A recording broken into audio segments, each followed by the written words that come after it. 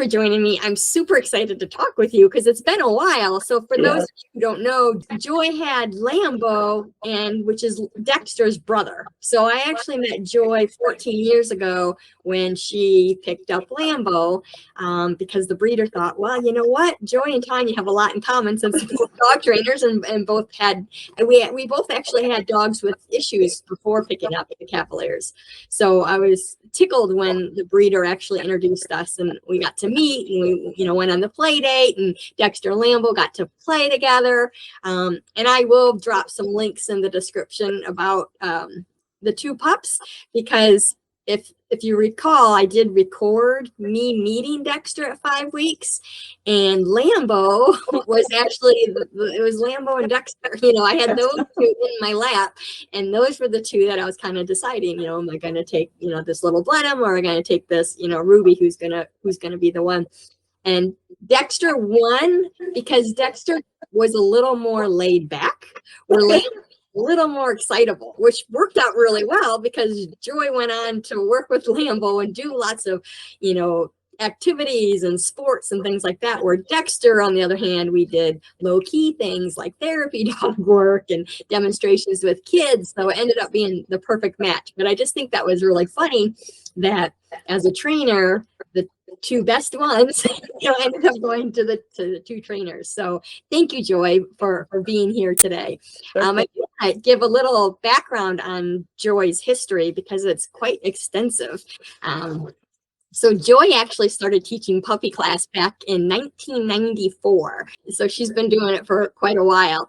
And eventually, after teaching puppy class, she started to do advanced levels like canine nose work and assisting in behavioral sessions. She worked at Narnia Pet Behavior and Training, which again, I was able to go up and visit, and it's a fantastic place. And so for those of you who are in the Chicago area, I'll drop that link below too, because it's a great training center. During her dog training career, she was a proud member of the Association of Pet Dog Trainers. She was certified professional dog trainer knowledge assessed and was certified in animal behavior modification by Purdue. She also was an American Kennel Club Canine Good Citizen evaluator and was the National Association of Canine Scent Work certified nose work instructor. So she's kind of done it all, and Lambo to be able to benefit from all her extensive training. And now, back in 2019, she actually retired from the field.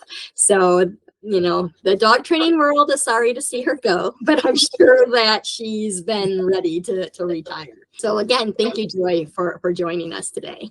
You're welcome. My first question is, how does retirement affect taking care of our dogs, especially when it comes to everyday cost and medical care? Because we know that can be quite extensive, especially for those of us who do have breeds that are prone to medical issues. So Exactly. What things can you tell us about that? Well, I think a lot of it depends on the age of the dog and the age of the owner at time of retirement, because there's a broad spectrum. Yeah. I think in my case, I would say, I can't say it's the average age, but many dogs can live to be 15 plus years old. There's always those exceptions that are 16 to almost 20, Yeah. And when you first get a puppy and it's like you could have them for 20 years, I don't think, at least I wasn't necessarily thinking about how that would overlap into retirement. Right. And so I think that as we get a little bit older and we start to think about retirement, we should think about just what that will look like. Because again, if you've got an older dog moving into that, or a dog that has a lot of medical issues, right, a person really needs to prepare and be aware of what those costs might be and whether or not you can truly afford to do retirement and what that would look like. So I think that that's a huge part of it. Yeah. The other thing that I've been dealing with, a little bit of the stresses, is that it's hard to transition to a life without a dog. The very same time, Lambo was my heart dog. And you just can't well, for me, I just couldn't replace him right away. And so it takes a while to feel like, for me, to feel like I would be ready to even have another dog.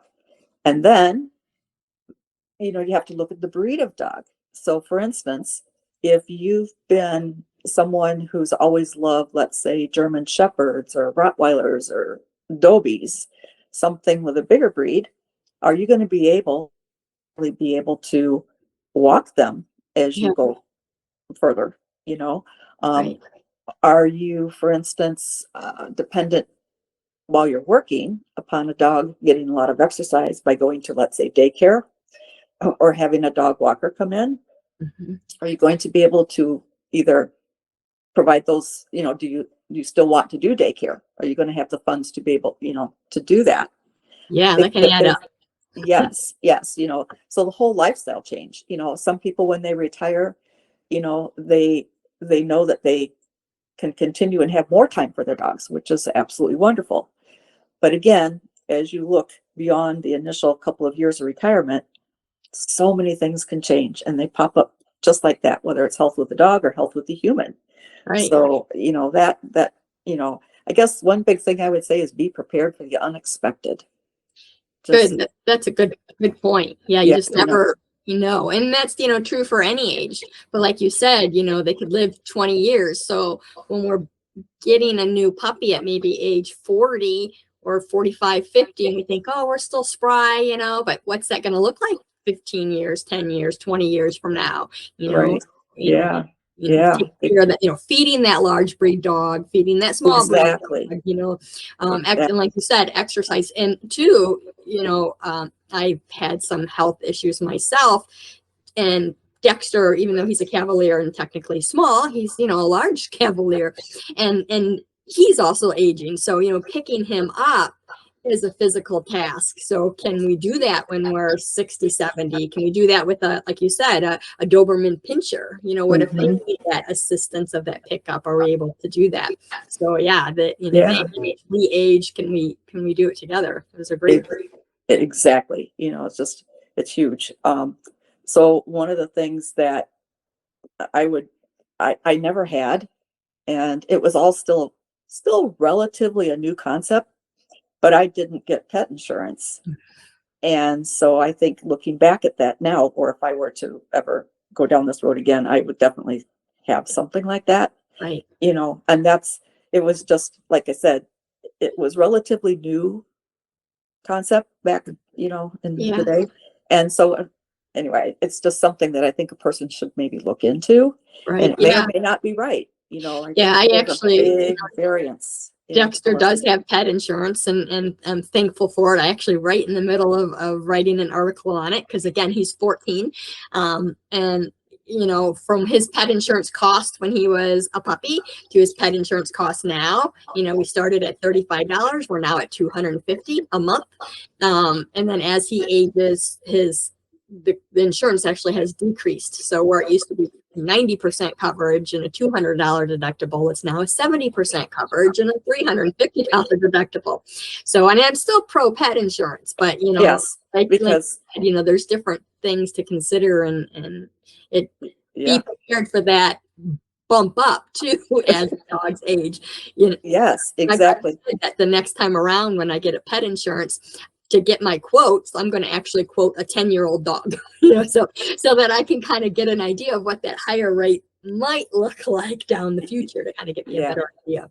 But yeah, that pet insurance really can be helpful for our pets. So you don't always get into those situations of, do I do the surgery or not? What's that, Exactly. to be in that Because situation. in the dog training world, in the sports and such that I was into, it was not uncommon whatsoever for people to drop $20,000. Yeah. And sometimes it would be for cancer treatment, and it might only keep them alive an extra 6 months or something. And we just were never at that point, but where I could afford it. But then at the same time, you feel guilty, Right. because you're not one of those who can, Right. But so anyway, those are just kind of like the things is you really have to be aware of just how expensive things can get down the road.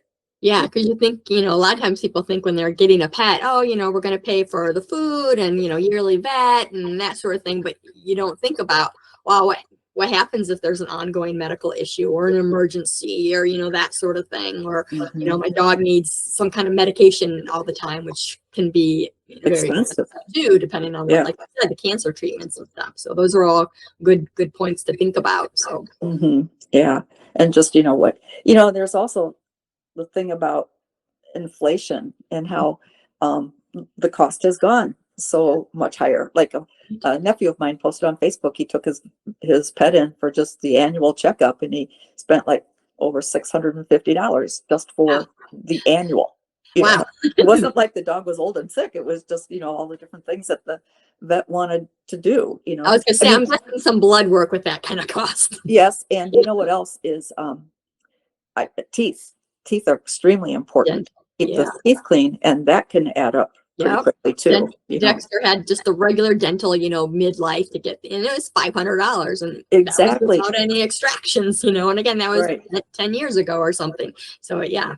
God Which is the big part of this topic then is, just be aware that as you do this, you might want to have funds set aside specifically for those unexpected, unless you've got really good pet insurance and or whatever.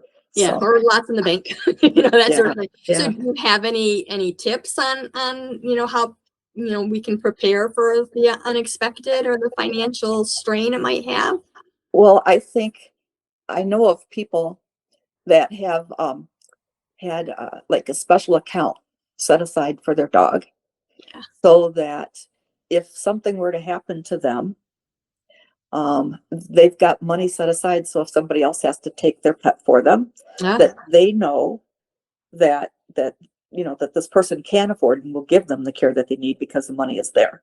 Right. Which I think, so I guess that pre-planning, or having, knowing, I think a huge part too is knowing your breed's life expectancy and knowing what their breed specific illnesses might be. Right. Right. Yeah. So you're prepared. And when I talked about insurance in my upcoming article, I talk about that. Not all insurance will actually cover breed prone conditions. Exactly. Cavalier who's prone to MVD, some pet insurance won't cover MVD for Cavaliers. So you want to look at that into your research when you are choosing that. So that's good. I like having the money fund set aside, and having, might be a little bit off topic, but having a will and a trust for your dog, having that, what's going to happen if if I do die. I do know that one of my friends, back when Dexter had his buddy Levi, she had it in her, with my permission, but had it in her will that if her and her husband died, that I would take Levi, so that it wasn't that, what's going to happen to Levi, that sort of thing. So, it is important to be aware. And I had that with Lambo too. My veterinarian is well, one of my best friends happened to be my veterinarian. Let's put it that way. And she had agreed to take Lambo. That's great. But we obviously didn't get there. But and then we would have taken him too. We would have been knocking on the door. Dexter wants his brother. Dexter wants his brother.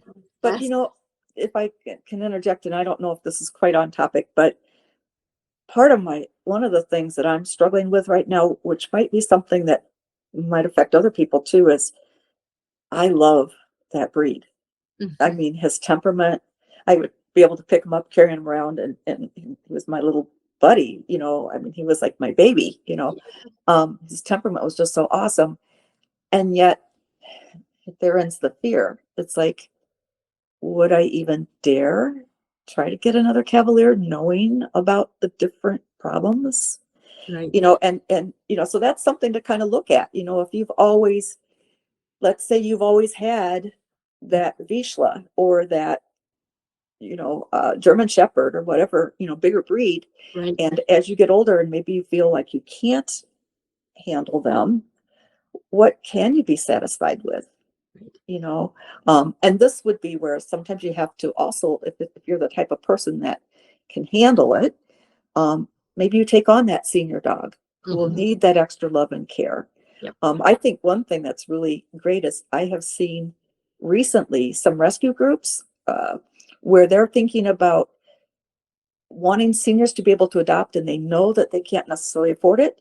So there are now programs where the funding, all their, like all the vetting will be taken care of if you're willing to take the dog in as your foster dog. That's awesome. Isn't that cool? And so for those watching, I'll get with Joy if she happens to know some of those groups, and I'll put them in the description because I think that's a great thing. I just remember seeing it on TV. I probably couldn't. Maybe we'll Google it and check it out, Yeah. but something to look But at. isn't that an awesome thing? Yeah, and as Joy said too, about you always had a large breed.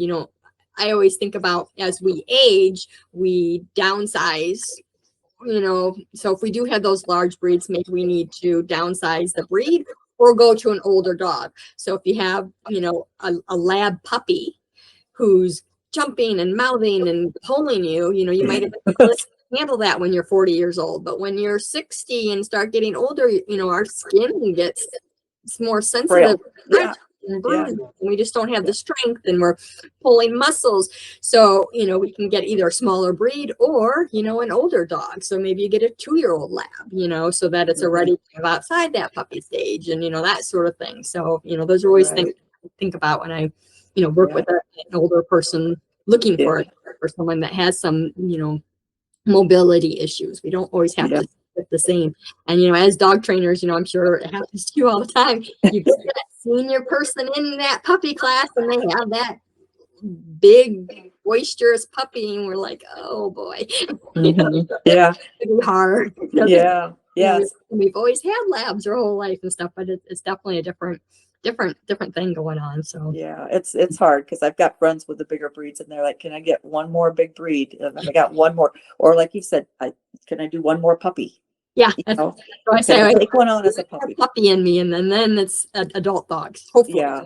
But again, Dexter's hopefully going to live another 20 years, so by that time I'll need the smaller breed. But so do you have any advice for people who might be in that situation where they're struggling with their income or their finances, and they're feeling guilty about the care that they're giving? I think we kind of touched on it a little bit in the sense of look into the health insurance for the dog. Set some funds aside. Just know, like we said, prepare for the unexpected. So I think if that's available, at least you'll be able to get through with the life of the dog that you're currently loving, and then you have to reevaluate. What can I do? Do I look now at the rescue? Do I take that older dog? The reason I say that is that sometimes some people, you go through so much when you lose the dog, that there are people that say, I just can't take another 14-year-old dog, Right. And watch them go again. Takes a very special person. And I think that there's just like hospice nurses, that are willing to go in and help the human at the end of life. Not everybody can do that. Right. So I think that, but these are things that I think we have to take into account if we're not going to feel guilty. Yeah. So again, pre-planning in advance, the pet insurance. The other thing is to look at those favorite activities that you do, because quite frankly, going to all those trials that I wanted to go to, they were not inexpensive. A lot of times it would mean traveling. It would mean spending the night or the weekend in a motel. Not to count the fees of all the training leading up to it and the fees of the entry to the trials. Right. Wonderful, wonderful, wonderful experience. I would never have wanted to do it. But as you look into getting that next dog, or even continue with the dog you have, are you going to be able to continue with those activities? Right. Because when you lose that support group, when you're no longer part of that agility club, or you're no longer a part of the scent work, or now I'm fortunate because my friend is very, my veterinarian, she's very, very much into all of that. Yeah. And so she actually once took me with her to Maine so she could put her dog into a trial. She could never have driven all that way, but she took me along. Yeah. And it was wonderful. We got to be together, and I still got to experience it. It was a lot of fun. So yeah, but I think that is something you have to look into. Or, are you going to be able to afford those classes? that you go to, and hopefully you can, hopefully you can continue with that. But if not, a lot of people can, well, actually that falls under an enrichment category, because I know, about, we talk about scent work. And that was one of the things I'm thinking of that we'll be talking about a little bit later is, making sure that you can do the enrichment activities on your own, so that you can keep that dog exercised and tired out on a daily basis. As we age and we can't necessarily keep up with them, Right. we got to make sure they stay. They still need to keep mentally and physically active. Yes, Yeah. exactly. Yes. The other thing is would you be able to have a pet sitter if you wanted to go away? Do you know the contacts? Do you have somebody reliable? Do you know someone that could do the dog walking if you were laid up? If you had to go in to the hospital and have surgery, and your knee replacement, hip replacement, shoulder replacement. I had one of those after working with the dogs all those years. And I just remember the doctor saying, because I asked about working with dogs, and he was very, very skeptical. And it's like, you just can't fall. You just can't fall, And Right. physical therapists are like, yeah, I know what that's like. I was just walking my dog, and all of a sudden he spotted a deer and off, Yeah. and it hurt her shoulder. And she was far younger. She's probably in her 40s, and they take you by surprise. You They're think you've been, strong. yes, so yeah.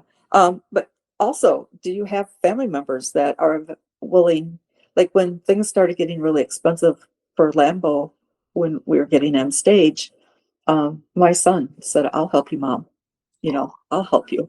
So, it didn't go it came about very quickly. So we didn't need that help, but it was just nice to have that reassurance that there was somebody that would have been willing, Oh, that's wonderful. That's wonderful so that he was able to do that too. yeah. Sometimes So you just don't realize that people are willing to help, and they the other follow thing, the dog too is, I was thinking about, we talked about the cost of pet food, but as our dogs mature and run into health problems, there are many people that now have to cook for their dogs because the diets aren't there, Right. that they need.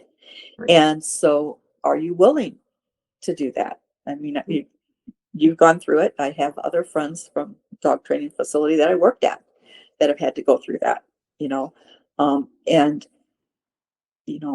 it's just, think about those things, because if you're willing to do that, that can be a huge help as you, age together.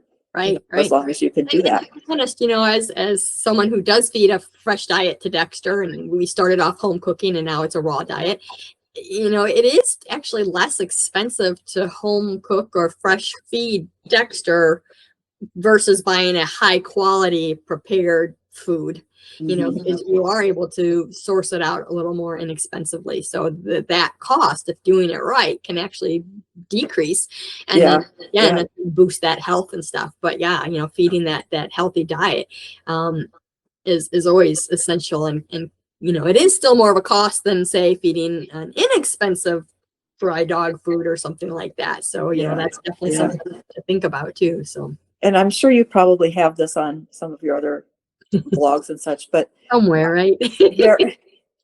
I just want to put in a plug for, you've got to be really careful too. If you're going to do the cooking and such, you've got to make sure that you've got the minerals and all the, the vitamins and all that. I once took a class on the prepping the raw diet, and it was to me, it was so very complicated, because it was all about chemistry and knowing just the exact amount of what to have in that dog food so that it would be healthy, because you can't just, can't just do hamburger and rice. Exactly. Definitely needs to be balanced, and it is something that if you're going to do it, or especially if it's a medical reason for your dog, to get with a canine nutritionist or a veterinarian who specializes in a fresh diet, to make sure that is balanced and what it is that they need to do. Because you're right, if you're not getting the right foods and the right nutrition, then a home prepared diet's worse than a cheap dog food that's complete. So you do want to make sure it's complete. So that is really important. And then you're right, and it is another topic for discussion too. But I remember going to that seminar, and it was like an 8-hour seminar. It was a long, long day. But I said to the person I went with, I'm like, I don't even cook like this for my own family. You can't see me doing it for my dog. Yeah. But now it's coming back to haunt me because my husband's had some medical issues and now he's on a low sodium diet. And I've had to do a lot more cooking from scratch because a lot of the prepared foods are really Oh, yeah. bad. You can't go out to eat, they say. Yeah, well, I can't, and people always say, "Oh, Tanya, you're eating. Why? I can't believe you're eating that. You need to feed. You need to eat how you feed Dexter. And when I'm shopping, most of it, I do the DIY raw, and I get his meat, online, and they ship it, the meat part. But I get his fruits and vegetables, from the grocery store. Uh-huh. So when I'm shopping and that cart's going down, all those nice fruits and vegetables and maybe some fresh fish, that's all Dexter's. And then after that, it's the frozen meals and the canned, whatever, and macaroni and cheese, that's all Tanya's. So it's like, oh, you're right. I need to eat better, but and I try, but that's again, another story for another day. You're talking about the vegetables too. One of the things that I wanted to point out is I think one of the very best things that I did when Lambo was a puppy was to make sure he was willing to eat the fruits and vegetables as a treat. Uh-huh. So that, he was happy to have a blueberry. Yeah. He was happy to, eat some of these other things. The carrots, he loved carrots and such, But my point is that that way, instead of giving him some dog treats that weren't so good for him, it was, lots easier. And so I know one of the things that I was going to bring up, I don't know if it falls quite in this category. There's a lot of overlap in some of the questions, is with in my years of working with the elderly and their dogs, so often as the human was no longer able to move around, manipulate, around and such, the dogs started to get really, really fat. Oh, And so I'm thinking instead of handing them cookies all the time, if they could have, if the dog is willing to eat that piece of watermelon for hydration or that blueberry, or obviously we stay away from grapes, but the healthier choices that would be good. right. So, Yeah, but well, I have to say, Dexter, Dexter's not picky because, again, as a youngster, he's been eating fresh food, except for those darn carrots. I don't know how you got yours to eat. He's he loved them. out, a bowl of stuff, and he picked the carrot out and spit it out, and just, now he'll eat a chunk of lettuce, but he spits out the carrots. So I'm like, all right. So if he gets carrots, it has to be pureed in and shoved into that meat, so he can't find it. But just like us, we do all have our, preferences on what we like to eat. What do you think some of the biggest hurdles are for retired pet parents that when they're faced when they're thinking about maybe getting a new dog? Do you think there's something specific? Well, I think we've kind of touched on it. Yeah. The age of the human and the age of the dog. Can you still handle that breed? Can you, or do you understand the specific health issues of that breed you're about to get? And here again, we've got to be extremely careful of how we go about getting our pets these days. Because I know there are some people that want to go to a good, reliable breeder, but I'll tell you, they are very good at disguising what they're really about. You find that place online, or you follow, an ad or something like that, and they can be a puppy mill and have they know exactly what to tell you, and so some of the things you've got to be careful about is, are they willing to let you come and meet the litter? Right. Are they doing enrichment already so the dog has a good, healthy temperament? Keep going. You're fine. I just gotta let Dexter out, but you can keep talking. All right. And like, I'm done. Let me out. Hiding behind here. So anyway, being aware of what those specific health issues are, I think is going to be extremely important. And the breeding, like I can understand. In fact, I've often thought, because I honestly, right now, if I were to get another dog, I don't think I could afford to go to a really good breeder, because you're going to have to pay some good money. And so this is where that pre-planning comes in,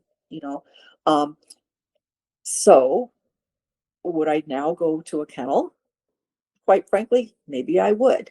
But sometimes that can be hard to do, because let's say I wanted another small breed dog. A lot of times there are certain breeds that get snatched up right away. You know, Yeah. the harder ones sometimes could be the older ones and such. There are some adoption agencies and kennels, and I what do you call it? You know, dog pounds even. I don't know Oh, exactly yeah, yeah, the word I'm yeah. searching You threw for. me off when you said kennels. I'm like, kennels? Yeah, yeah. You Dog know what I'm talking about? shelters Like, or humane yeah, society type of things. but Yeah. there are some that are really, really good. And there's a couple of them with programs where they will match an older dog with an older owner. Yeah. So, or, you know, like sometimes what it'll be is an owner might go into a facility where they can no longer keep that pet. So the dog comes into the program, and then they will match it up with somebody who's, you know, older. And Mhm. you know, that's the thing, is there's an awful lot of people that I don't think pay good attention. They have, they aren't, like, they're literally 75 years old and they want a herding breed Yeah. and a puppy. Yeah. You know, yeah, that might be wonderful, but are you going to be able to handle that dog? Right. You know, are you going to be able to keep up with that pet's needs? You know, so there again, just being aware of what it is that you're looking, you know, do some research, you Right. know. And Yeah. like you said, there's some really good both rescue groups and animal shelters that are great at matchmaking. And then there's Yes. other ones that are just, X, Y, fine, you can take it, and they don't have any kind of, so if you're going, my tip too is if you're going in to do something like that, look at how their matching process is, that they Mhm. are actually taking that into consideration. And that's the one you want to go to.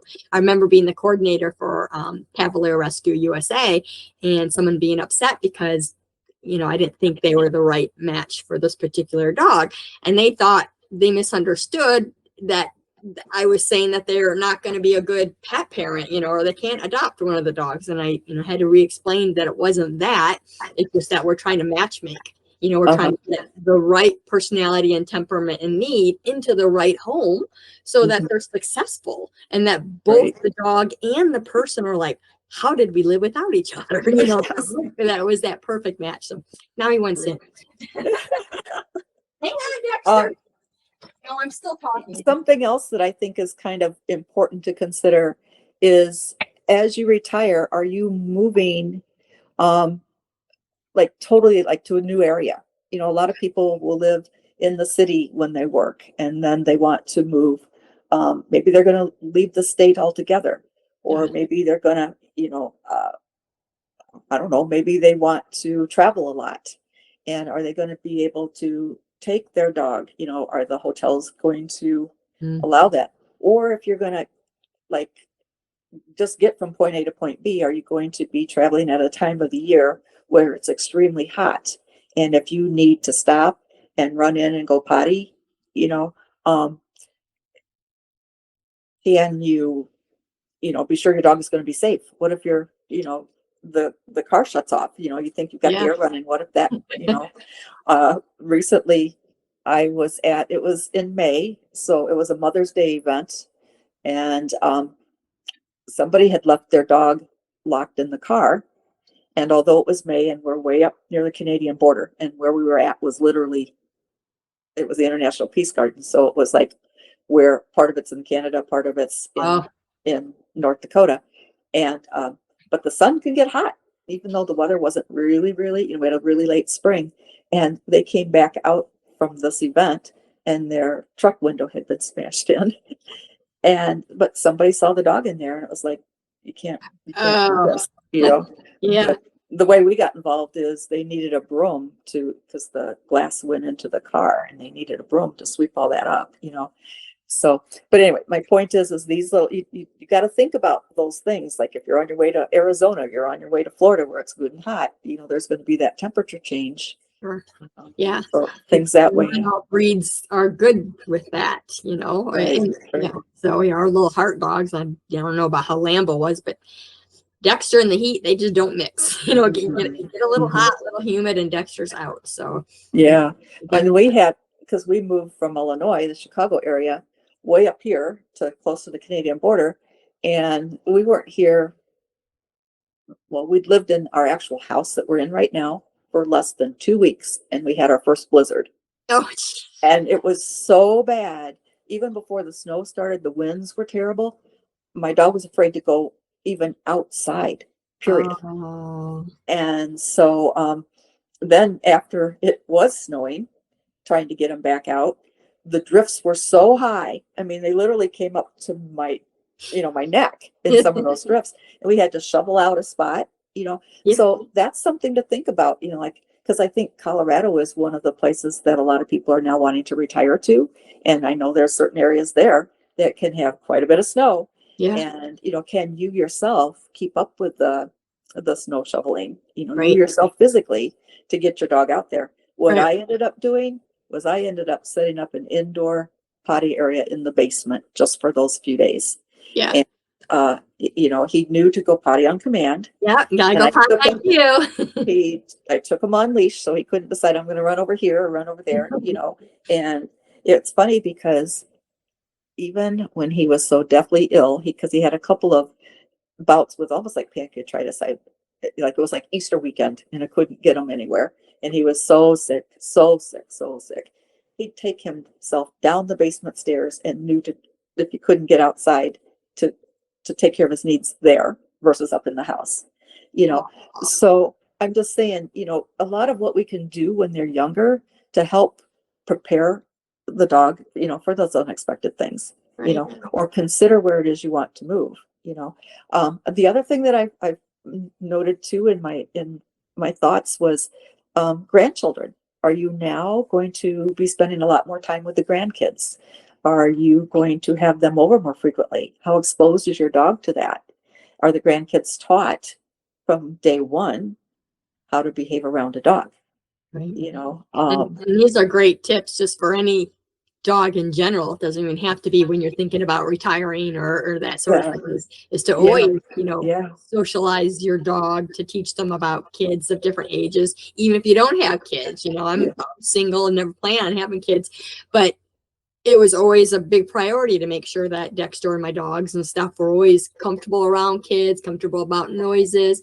I would always stop the kids and teach them how to interact, because just because I want Dexter to be comfortable around kids doesn't mean he gets to be manhandled by those kids, so teaching exactly. kids how to do that and stuff. But you're right. If we're spending more time with our kids or grandkids, it's definitely important to make sure that our dogs are going to be very comfortable and socialized, or what we can do when, making sure they're comfortable in another room. So if you want to, sit down with the grandchild with all those toys and trappings and have your dog in another room, he's comfortable with that too.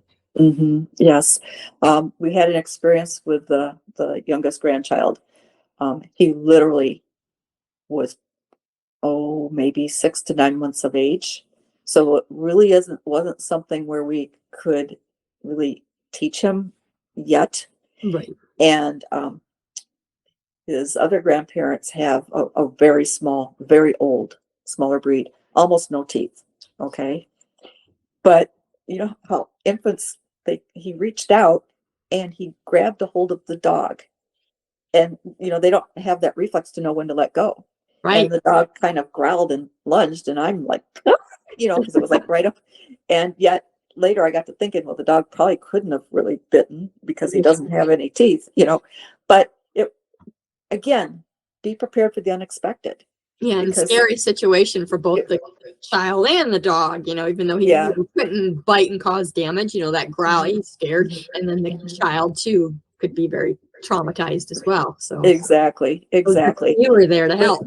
But it was just one of those things. I mean, because I remember a friend told me when she had her own child that one time the little one kept crying and crying and crying. They knew that she was fed, she was burped, she was changed. Well, she had grabbed a hold of her own, her little fist had grabbed a hold of her own hair. And she just it hurt. Yeah. And that's kind of, it's one of those things. So you just have to be very, very diligent, because I've seen in my years of dog training and behavior and such, how things a parent can be right there. Yep. Right there. And something will, there'll be a reaction. And so you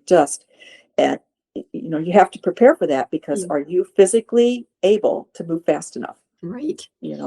And even, things do happen, and Yes. just Yeah. Dexter was, like I said earlier, he was a therapy dog, and we visited special needs schools, classrooms, and Dexter and I were sitting, and it was high rate teacher to the students. So there was not very many students, lots of teachers. So I was sitting on the ground with Dexter and one of the students and the teacher, and we were doing something. Meanwhile, one of the other kids walked by and bump, bump, bump, bump, hit Dexter's butt. Not real hard, but and kept walking by. And luckily Dexter was focused on getting the treat or doing something, and he didn't even know it. But again, I was there, I was paying attention, but things just happen. So they do. Exactly. Yeah. And sometimes lower than it's going to be even harder to manage. Yeah. Before I went to work full time for the dog facility, I worked there part time for a while when my kids were super young, and I did daycare for children in my home.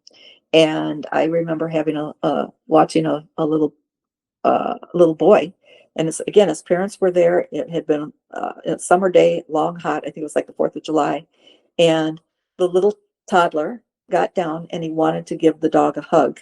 Well, the dog was asleep, woke up and bit him, and it really, how can you blame the dog? I mean, he was sound asleep, and all of a sudden, and you can't really discipline the toddler. I mean, things just happen like that. And so that's where I'm like, just be very much aware and set the house up for safety. Right. And that's where, the management can come into play, because if we are slower and we do have the toddler who's moving around, who's still learning, put the dog in another room, put that baby gate up, don't. Right. Well, and along that same line, because I was kind of thinking, my husband is not as stable on his feet as he used to be.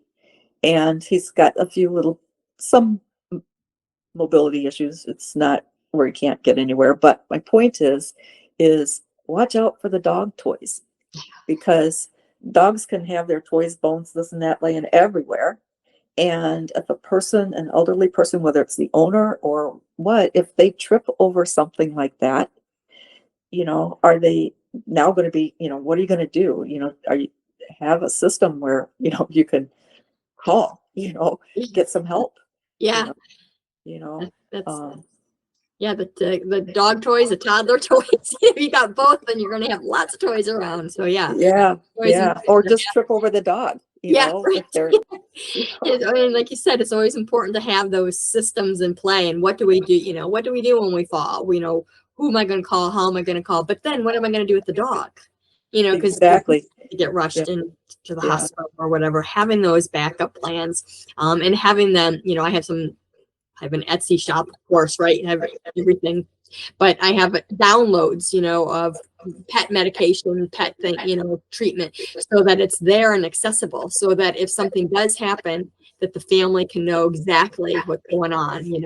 Dexter's, his printout is with his supplements for my mom and stepdad know where it's at, and it lays out everything. What happens to Dexter every day, what kind of meds, what kind of supplements, who to call, the vet information. So that if we can't do that, if we get unconscious or something, that it's really accessible for those people. Exactly. I know one thing that I had struggled with, again, in my years of dealing with dogs, not my own, but in the dog world, was there was a rescue group who was bent on finding a home for a dog that had some serious aggression issues. And they kept saying, well, there's got to be somebody, there's got to maybe be an elderly person that doesn't have any family come in and doesn't go anywhere. And although on the surface you might think, hey, I'm that person, the first thought that came into my mind is, and what happens if the police or the fire or the paramedics need to come to the house to take you for if you fall or whatever, is this dog going to let those people in the house to give you the medical care you need? So you really have to be careful, about, again, screening these new dogs that you might take in to make sure that you can handle, that you can handle. It's not to say that there wouldn't be a right home for that dog, but it was just like, please don't give it to an elderly person just because you don't think they're going to go anywhere. Another whole topic for this discussion, with all the good dogs available out there needing homes. Let's focus on those.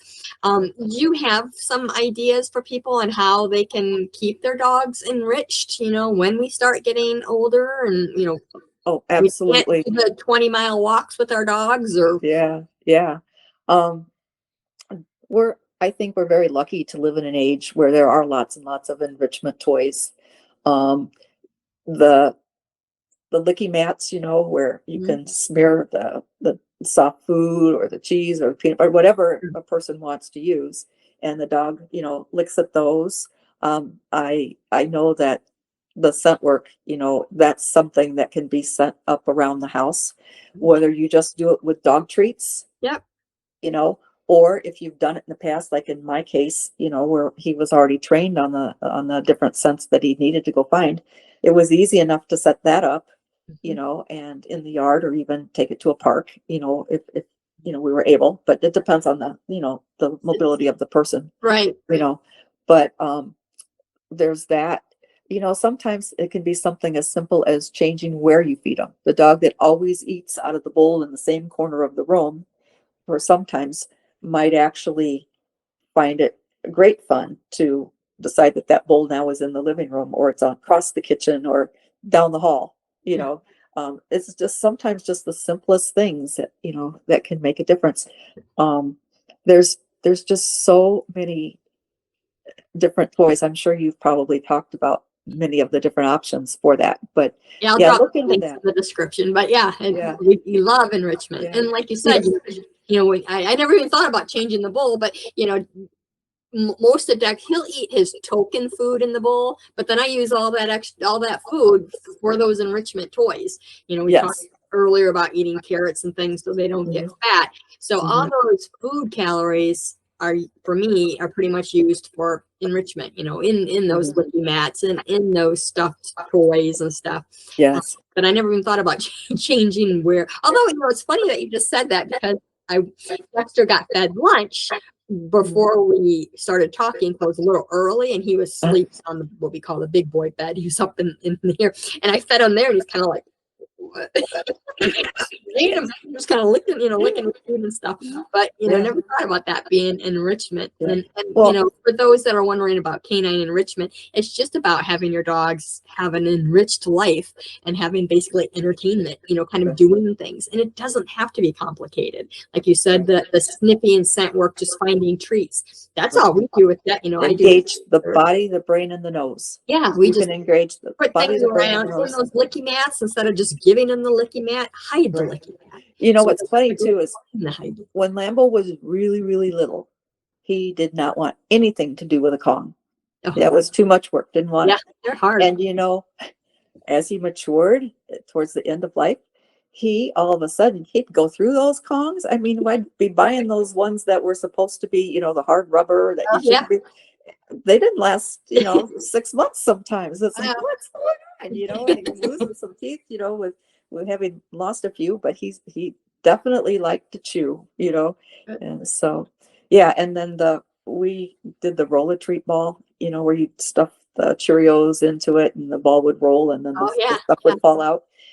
And I was cleaning a while back. We replaced our floor, and I was like amazed at where I was still finding Cheerios. We had to move everything. It's like I can't believe this Cheerio was underneath this couch. For this long. See that?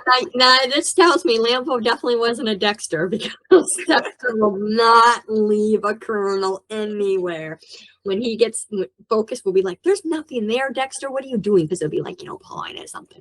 It's there. Yeah, yeah, we've Trust me. learned now that if he says there's something there, there's something there. Yeah, When he yeah. goes to rehab, the first thing that he does is he searches the room and he'll find it. He'll find what those dogs had and they missed it. You have to let him get it, or he won't. He's not focused on anything else. So Right, right. nice Yes. little set dog. It wasn't like he just must not have been as obsessive about food as that. I don't know. That was his set that he had to find. I'm sure he would have found it.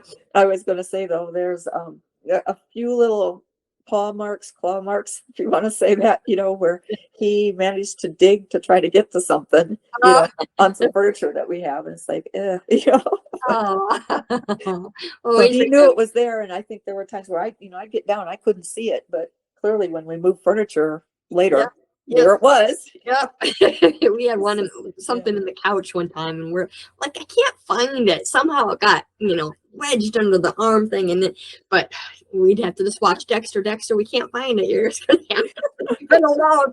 And then we ended up getting a new sofa, and when they picked up the sofa to kind of move it, it kind of like fell out. It's like, there you go. Yeah.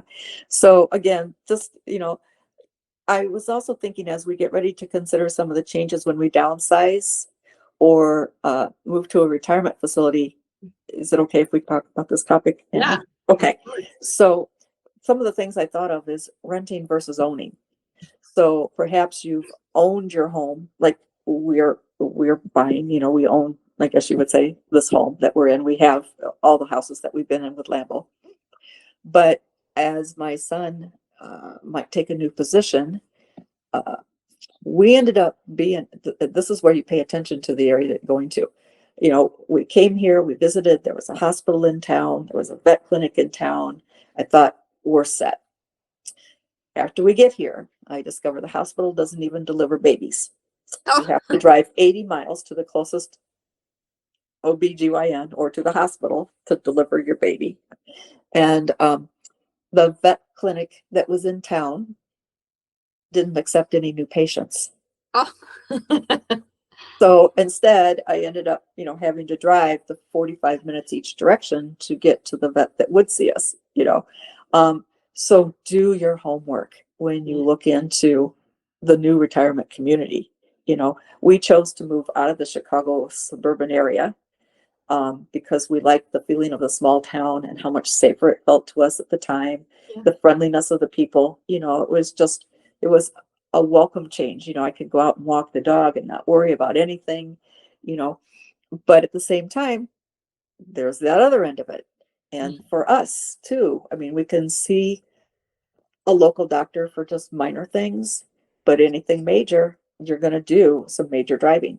When I had my shoulder replaced, we had to drive 3 hours each way to get to the facility to see the surgeon that would take care of that, So again, just because the town's got a hospital doesn't necessarily mean that, or just because it's got a clinic, Or a vet, I definitely want more than one vet option because, Dexter's had 3 vets, and 3 regular vets. Seriously, it would be at least a 4.5 to 5 hour drive at least to get to a specialty vet clinic. Yeah. Okay. So to get an echo done or something like that, that would have been a major trip that just wasn't possible, When you talk about renting, not all, whether it's like an apartment or a condo, one, they don't all take dogs, but if they do, sometimes it's, size matters, I remember before Dexter was my golden retriever. And, you get 75-pound dog and now you're at a different bracket. They may not accept them if they're over 35 pounds. Or I had to pay a higher fee than the 25-pound dog. Don't know why. What's that security? Much damage, but, it is what it is. Can you afford the security deposit? Can you afford, because there's some places where you're going to pay more monthly. Yep. Not just the security. I had a higher security deposit because he was a large breed dog versus the smaller breed dog. And then my monthly payment was added an additional fee versus, the 25-pound dog. And then at that time it was an apartment. So then even when I went to a different apartment in the same complex, I still had to do that all over again. I still had to do another deposit and stuff. And I thought about that whole scenario too. Like if you're in like an apartment type situation, I have, again, a friend that lives in a condo type situation, and it can be tricky getting the dog out of their apartment. And I think they're on like a higher level, and either to the stairs or into an elevator. If you travel with a dog, that can be quite tricky. And so if you've got a dog that's going to be like barking a lot when it sees another dog or another person, is that going to upset neighbors? And the next thing even though you're paying your higher fees, are you going to have complaints that way? Or is there going to be a dog? Maybe your dog is really good, minding its own business, but somebody else has got a dog. Maybe they just got a new one. They have no clue that their dog is going to react to your dog. And again, these are great tips just for everyday Yeah, no Right. matter what Yeah. age you are, Yeah. but still, That's how it was, and with the apartment, Theo, my golden, he had his issues. So I'd always have to poke my head out first, make sure, the neighbor dog wasn't coming out and walk. And then, of course, then we have the off leash dogs and, that's exactly, does the facility that you're going to be at, let's say you're in a retirement community or whatever, do they have like a community dog park? And what do we think about those? I mean, it can be really good, but if nobody's policing it, it can be a real yeah. problem. Not a big fan myself. Yeah, me either. I have to edit that, but No, that's on my to-do list too. we stayed in a couple of hotels where I would go out to help walk. I was really, really happy because one had this wonderful enclosed area, had the poop bags in it, and it was like ideal, just totally ideal. But yet, do you think that the other people staying there would stop and pick up the dog's poop? No. So I'm out there like walking through a landmine, Yep. and hoping my dog isn't going to decide he wants to eat that. You know? Well, and that's not too, as we're thinking about getting older and having our dogs bending down and picking up their poop, and then, big dog poop, you got your two hands in the bag, can we do that when we're balancing? When we have Yes. a balance issue, holding on to the large dog, going down to pick up two piles of poop. And I've had clients that were older and they were out with their dog and was reaching down and slipped and fell, broke her wrist, had to have surgery, so was in the hospital because she was advanced in age. And so there again, you're just doing a routine thing and boom, life could change that quickly. So having all those lists like we Yeah, and walking on ice, when you're walking the dog and it's slippery outside. Again, that can be a challenge. And then again, more of a challenge when we have a larger dog or a puppy. That's And still. do those places have breed restrictions? Because there's, even some locations, certain areas will have breed restrictions, The other thing I was thinking about too was, I believe here, I was more than happy to get a dog license, pay the fee. I believed in it, not a problem. Until I read where you had to have proof of updated vaccine, rabies. Yeah. And I'm like, because by now he's getting close to the life. He had no business getting any more vaccines. And yet they wouldn't give me a dog license if my dog didn't have it. So guess who didn't report? I thought, I'm a good dog owner. Because here there is no local pound. And so,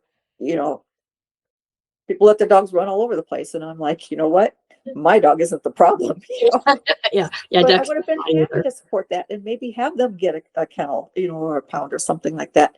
But you got to be really careful there because some places won't accept tigers or anything along that line either. And so if your dog has reached a certain age or has medical problems, sometimes you can't be compliant with some of those rules. So that's something else that you have to look at when you go. Yeah. Good point.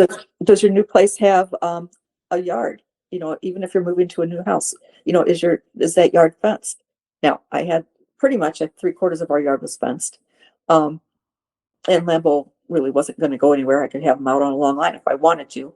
I never, ever, ever took that dog outside unattended because up here, I can hear coyotes crying out, and there's, I don't want to say eagles, but hawks, Large birds of prey. Yep. Yeah.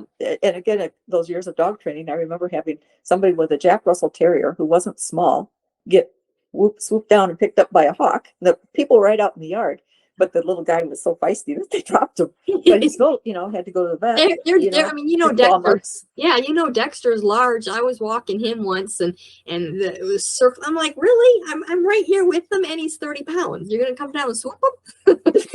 Yeah.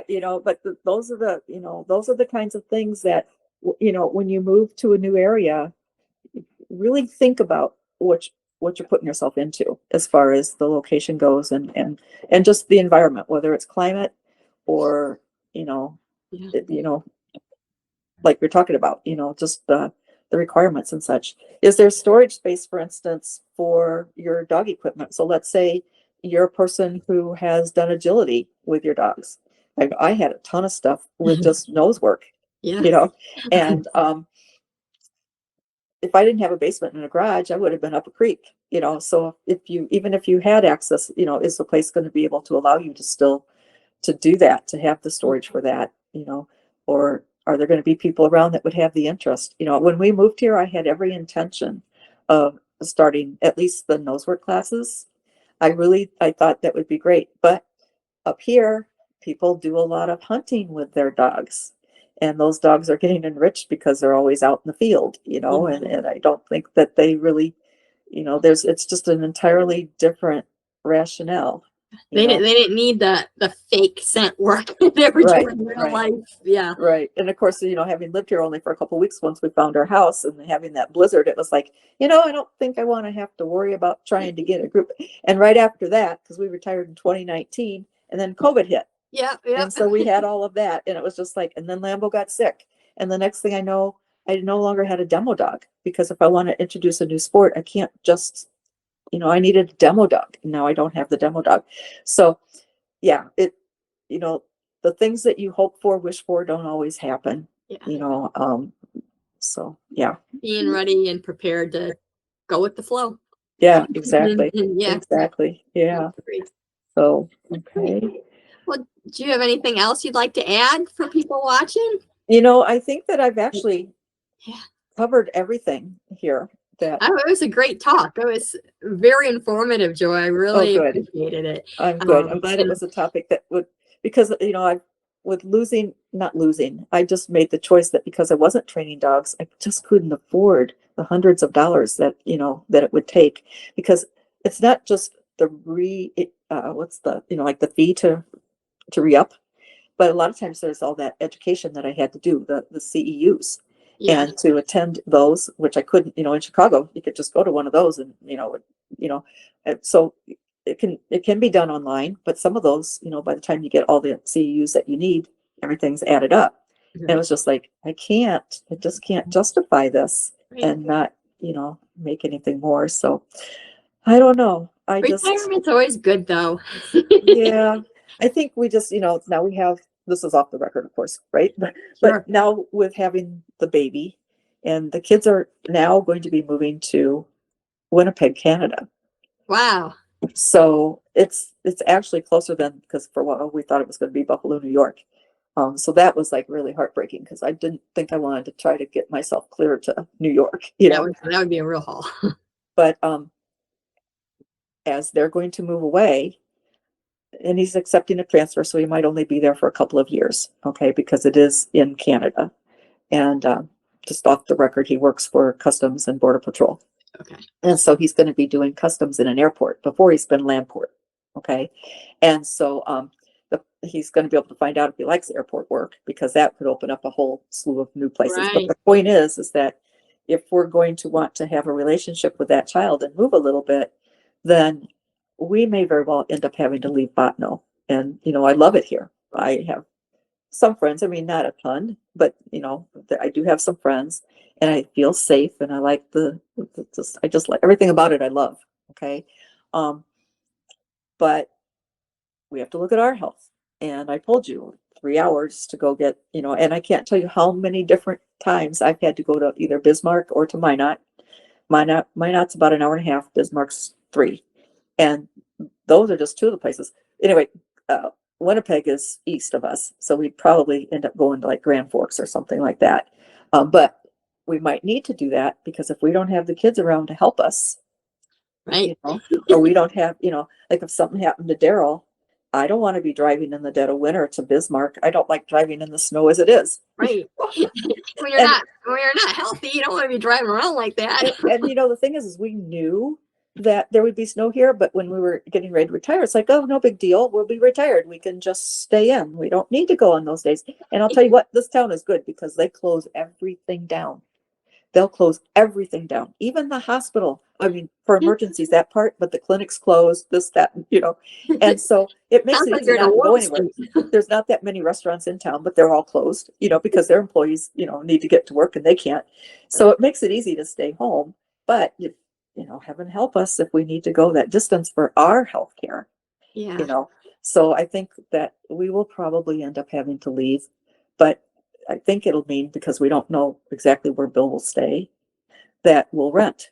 So once we finally get settled and I know where we're going to be, because like right now it's the whole thing about, okay, if we start renting, you know, I can't go and get into some place and then not be able to have a dog, or to, let's say we stay here for a couple years and we do get a dog or something, and then I've not given up a dog for renting. But Joy, I did want to thank you again for coming on today and talking with me. I think the topic that you chose was so important, to think about what's going to happen when we retire. For those people that are actually retired now, they might be going through some of these things that you've talked about, and hopefully have some ideas on how to better care for their dog and what they can do to make that life easier for both involved. Yes. Thank you for inviting me. I enjoyed it. Thank you so much. If you're enjoying today's video, make sure you subscribe to the channel. I dive deep into all things dog training, natural care, and healthy living for you and your dog.